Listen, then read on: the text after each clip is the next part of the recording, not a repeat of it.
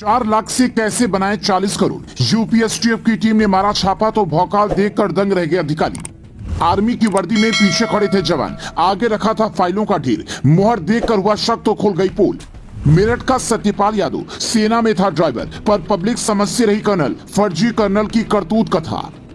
ये मेरठ का सत्यपाल यादव है। आंखें देखकर कोई नहीं कह सकता कि ये सेना में रहा होगा, पर जांच में पता चला कि रिटायरमेंट के बाद लकवा मारने की वजह से आंखें टेढ़ी हो गईं। उससे पहले ये सेना में नायक पद पर ड्राइवर था। ड्राइवर भी छोटा मोटा नहीं, बल्कि कर्नल साहब का ड्राइवर। पुणे में कर्नल साहब की गाड़ी चलाते चलाते इसने ऐसा हुलिया बना लिया कि गांव वाले इसे कर्नल ही समझने लगे। वर्दी पर अशोक स्तंभ, 2 स्टार और बोलचाल का लहजा भी बिल्कुल वैसा ही। यहाँ तक कि यूपीएसटीएफ की टीम भी जब इसके घर पहुंची तो इसने वही वाला भौकाल दिखाना शुरू कर दिया। पर मुहर देखकर वो कहानी खुल गई जिसका इसे अंदाजा भी नहीं था। ये मुहर और दस्तावेज ही इसकी कमाई का सबसे बड़ा जरिया थी। साल 2003 में जब ये सेना से रिटायर हुआ तो इसके खाते में सिर्फ 4 लाख रुपए थे, लेकिन 20 साल में इसने 40 करोड़ की संपत्ति खड़ी कर ली। हर अधिकारी इस बात से हैरान था कि क्या ये कर्नल की वर्दी पहनकर वसूली करता है या फिर देश के खिलाफ कोई साजिश रच रहा है। मीडिया में रिपोर्ट ये दावा करती है कि सत्यपाल यादव ने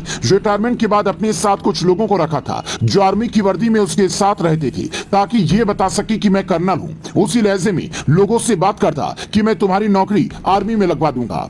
एक व्यक्ति से 10 से 15 लाख रुपए लेता था। सालों से इसका ये काम चल रहा था, लेकिन जब एक भाई बहन को इसने ज्वाइनिंग दी और लखनऊ में वो ज्वाइन करने पहुंचे तो पता चला कि इनकी ज्वाइनिंग फर्जी है। उससे पहले भी कई लोगों ने इसकी शिकायत की होगी, लेकिन तब तक शायद ये किसी तरह बचता रहा। पर इस बार केस सीधा यूपीएसटीएफ के हाथ में जा पहुंचा। एसटीएफ ने इसकी कुंडली खंगालनी शुरू की तो पहले ही नजर में ये शक हो गया कि दाल में कुछ काला है। और जब इसे पकड़ने पहुंचे तो पता चला कि पैसे कमाने की चाहत में इसने ये सारा खेल रचा। हैरानी की बात यह थी कि पूरे परिवार को इसने इसमें शामिल कर रखा था। अभी इसके पास कई जगहों पर जमीन और महंगी गाड़ियां होने की खबर है। अब ये जेल में चक्की पीसेगा। इसका साथ देने वालों पर भी हो सकता है बुलडोजर चले। लेकिन इसी के साथ 3 बड़े सवाल और खड़े हो रहे हैं। सवाल नंबर 1, 20 सालों में इसने कितने लोगों को चुना लगाया? वो लोग कहाँ हैं? क्या इसके पीछे कोई और भी है? सवाल नंबर 2, फर्जी वर्दी और फर्जी मुहर के आधार पर इसने सिर्फ फर्जी नौकरी लगवाई या फिर कोई सीक्रेट भी लीक किया?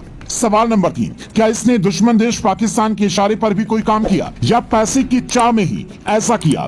इन सवालों का जवाब अब यूपीएसटीएफ की टीम को तलाशना है। बढ़ती बेरोजगारी के इस दौर में आप किसी को यूं ही पैसे ना दे दें, इसीलिए हमने इसकी कहानी आपको सुनाई। कई लोगों को ये लगता है कि ऐसे रिश्वत देकर नौकरी आसानी से लग जाएगी, पर ऐसा होता नहीं है। अगर किसी ने रिश्वत देकर नौकरी ली है तो उसकी शिकायत मिलते ही जांच के बाद नौकरी तक चली जाती है। इसीलिए ऐसी भूल बिल्कुल ना करें।